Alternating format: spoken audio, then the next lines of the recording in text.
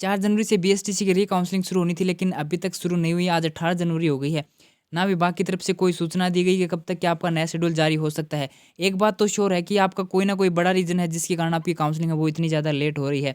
लेकिन जो हनुमानगढ़ वाला मैटर था, वो डाइट कॉलेज वाला, वो मैं आपको बता चुका हूँ। उसके ऊपर सेपरेट वीडियो बना दिया। कॉलेज कब ऐड होगी, कितनी सीटों के ऊपर साथ ऐड होगी, वो आपने नहीं देखा तो देख सकते हो।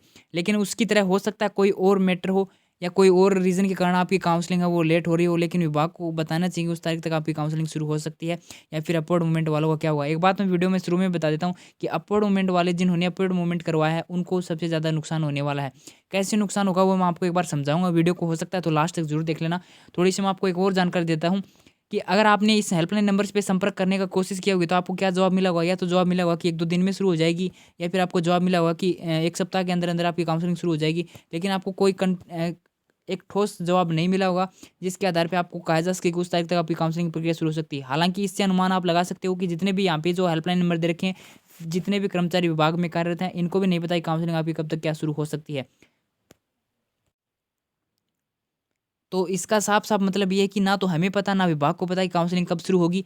और आप लगातार कमेंट कर रहे हो कि सेकंड लिस्ट कब आएगी, अपवर्ड मूवमेंट वालों को क्या होगा। अपवर्ड मूवमेंट की मैं बात करूँगा तो सेकंड लिस्ट तो देखो आप एक बार भूल जाओ, जब आपकी री-काउंसलिंग होगी उसके बाद ही सेकंड लिस्ट आनी है, उससे पहले सेकंड लिस्ट अब नहीं आएगी। लेकिन आपको कुछ दिन पहले आपसे एक सहायता माँगी गई थी 12 तारीख के लिए। 12 तारीख को आपको बोला था कि 12 तारीख को 11 बजे से आपको ट्विटर पे ट्वीट करना है, लेकिन आपने सहयोग नहीं किया। मैं तो साफ-साफ बोल रहा हूँ कि आपने सहयोग नहीं किया। अगर आप सहयोग करते, हो सकता है ट्विटर से कोई रिस्पॉन्स नहीं मिलता, तो आपका कहीं और से संपर्क करने की कोशिश की जाती, उपेंद्र यादव से संपर्क किया जाता। उनको कहते कि ये पीड़ा है, पूछिए कि विभाग से संपर्क कीजिए, कब तक क्या आपकी काउंसलिंग शुरू होगी। तो आपका कोई ना कोई समाधान ज़रूर निकलता। मैंने आपको उस दिन कहा था, आप अगर आप सपोर्ट करोगे तो मैं सपोर्ट करूँगा, आपने सपोर्ट नहीं किया। हो सकता है कोई मेरा भाई और यूट्यूब वाला सपोर्ट कर रहा हो, बहुत अच्छी बात, मैं भी उसे सपोर्ट करूँगा। लेकिन आपने मुझे सपोर्ट नहीं किया, तो मैंने उस दिन बाद आपकी कहीं से कोई भी और न्यूज़ नहीं ली। हालाँकि मैंने उस दिन बाद में जो ये हेल्पलाइन नंबर दिया कि इनके ऊपर भी कॉल नहीं किया, क्योंकि मुझे तो काउंसलिंग थोड़ी ना करवानी, मैं तो आप ही के लिए तो कर रहा था। लेकिन आपने सपोर्ट नहीं किया, ठीक है। आपने एक ट्वीट भी नहीं किया ट्विटर पे। अगर आप और क्यों करवा रहा था उसका रीज़न ये है, या तो आपको ट्विटर पे ट्वीट करना नहीं आता, या फिर आप जानबूझ के करना नहीं चाहते। सीधी-सी बात ये है। ट्विटर पे ट्वीट करने का पीछे रीज़न यही था कि आप ट्वीट करते तो विभाग से आप अपनी पीड़ा विभाग को बता सकते थे, हमें ये पीड़ा है। अपनी अपनी बात है वो डायरेक्ट विभाग तक पहुँचा सकते हो इसके माध्यम से, ट्विटर के माध्यम से। और आप क्या करते हैं, मीडिया को टैग करते तो मीडिया तक आपकी बात पहुँच जाती। अगर आपकी बात मीडिया तक पहुँच जाती तो आपको मान के चलो कि आपका काम बन जाता। मीडिया वालों के ऊपर छोड़ देते, अगला काम वो मीडिया अपने आप करती। बिना कुछ किए आपको क्या करना था, नेट आपको आप मोबाइल के ऊपर लगे पड़े हो, चैट करने में भी लगे पड़े हो, या फिर वैसे वीडियो देख रहे हो, जो भी आप कुछ करते हो, तो आपको ट्विटर पे ट्वीट करने में क्या जाता था, कुछ नहीं जाता। आपका नेट वैसे भी खर्च होना ही है, नेट वैसे भी खर्च होना था। आपको ट्वीट करना था, आपका काम मीडिया, आप मीडिया तक बात पहुँचा देते, आगे काम मीडिया का था, मीडिया अपने आप करती है आगे आगे का काम। 1-2 न्यूज़ तक चैनल तक भी आपकी बात पहुँच जाती है, फिर कोई पत्रकार तक भी आपकी बात पहुँच जाती ना, तो आगे काम वो करते। वो विभाग से डायरेक्ट पूछ लेते कि क्या क्या रीज़न है, क्यों काउंसलिंग लेट हो रही है, ये पीड़ा आ रही है अभ्यर्थियों की।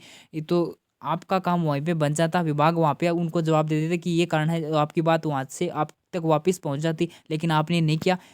इसी के लिए मैंने बोला था कि आप अगर ट्विटर पे ट्वीट करते हो तो आपकी बात मीडिया तक पहुंचेगी, या फिर बाकी और जो लोग हैं उन तक पहुंचेगी, तो उनको पता चलेगा कि ये पीड़ा है, इसके कारण अभ्यर्थियों की काउंसलिंग इतनी लेट हो रही है, सेशन लेट हो रहा है।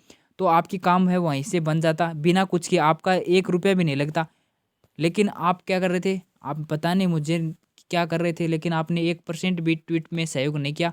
मैंने आपको साफ कह दिया, अगर आप करते तो वहाँ हो सकता है ट्विटर से आपका सहयोग नहीं मिलता 1%, मान के चलो ना भी मिले तो उपेंद्र यादव से बात की जाती, डायरेक्ट विभाग में संपर्क करते वो, और आपकी पीड़ा उनके साथ शेयर की जाती, लेकिन आपने सहयोग नहीं किया। अब मैं क्या करूँ, आप बताओ? अब आप पूछ रहे हो कि सेकंड लिस्ट कब आएगी, मुझे भी नहीं पता कि कब आएगी सेकंड लिस्ट। अगर पता होता तो बता दिया जाता, किसी को नहीं पता, हालाँकि विभाग को नहीं पता कि सेकंड लिस्ट कब आएगी। अब अपवर्ड मूवमेंट वालों को सबसे ज़्यादा क्यों नुकसान होगा, यहाँ पे सुन लीजिए। जब आपके एग्ज़ाम फॉर्म भरे जाएँगे, आपको नहीं पता अभी, जब एग्ज़ाम फॉर्म आपके शुरू होंगे, तो वो क्या करना, आपको बाहर ही मित्र की दुकान के ऊपर भरवाकर कॉलेज में जमा करवाने होते हैं एग्ज़ाम फीस के साथ। लेकिन अभी आपने अपवर्ड मूवमेंट करवाया है, जिसने भी अपवर्ड मूवमेंट करवाया है, तो क्या जितने भी स्टूडेंट ने अपवर्ड मूवमेंट करवाया है, उनमें से क्या 100% का कॉलेज चेंज हो जाएगा? मुझे तो नहीं लगता कि 100 का 100% कॉलेज चेंज हो जाएगा आपको। अपवर्ड मूवमेंट में किस आधार पे कॉलेज चेंज होता है आपको नहीं पता शायद, तभी आप सोच रहे हो कि हमने अपवर्ड मूवमेंट करवाया तो हमारा 100% कॉलेज चेंज हो जाएगा। मैं तो नहीं मानता कि 100% कॉलेज चेंज हो जाएगा। इसके पीछे रीज़न है कि आप किस कैटेगरी से आते हो, आपने ऊपर की कितनी कॉलेज बने, उसमें कितनी सीटें खाली हैं अभी, उसके आधार पे आपको अपवर्ड मूवमेंट करवाया जाता है। ऐसा नहीं कि आपने अपवर्ड मूवमेंट के ऊपर ओके कर दिया तो आपका अपवर्ड मूवमेंट में 100% ही कॉलेज चेंज होगी।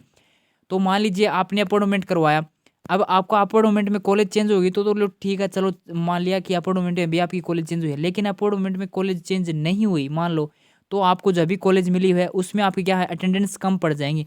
अटेंडेंस उसमें कम पड़ेंगी तो आप जब आप एग्जाम, अभी तो कुछ नहीं कहेंगे वो, लेकिन जब आप एग्जाम फॉर्म लेके जाओगे ना, तब नखरा करेंगे, बोलेगा अटेंडेंस कम पड़ रही है, तो क्या करोगे फिर।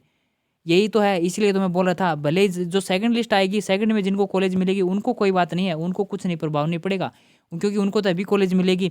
लेकिन जिनको अपवर्ड मोमेंट में कॉलेज चेंज होगी उनकी समस्या हो सकती है ये। इसीलिए मैं बोल रहा था कि अपवर्ड मोमेंट वाले हैं वो ज़्यादा सचेत रहें, जिनको काउंसलिंग करवानी है, फिर जिनको सेकंड लिस्ट में कॉलेज मिल रही है उनको कोई वो नहीं होना। लेकिन अपवर्ड मोमेंट वाले हैं उनके लिए कुछ विभाग ने अभी तक ना तो कोई जवाब दिया कि अपवर्ड मोमेंट वालों का क्या होगा, या फिर जो नई कॉलेज आपको मिलेगी अपवर्ड मूवमेंट में, क्या पता वो भी पिछले कॉलेज की अटेंडेंस मांग ले तो देखो अभी तक इस अपवर्ड कोई भी स्थिति स्पष्ट नहीं हुई है, लेकिन मैं आपको अपवर्ड मूवमेंट वाले अभ्यर्थियों को कम से कम सहयोग करना चाहिए था, लेकिन आपने सहयोग नहीं किया। तो अभी सीधी सी बात यह है कि किसी को नहीं पता सेकंड लिस्ट कब आएगी, अपवर्ड मूवमेंट का रिजल्ट वगैरह का कब तक क्या आ सकता है।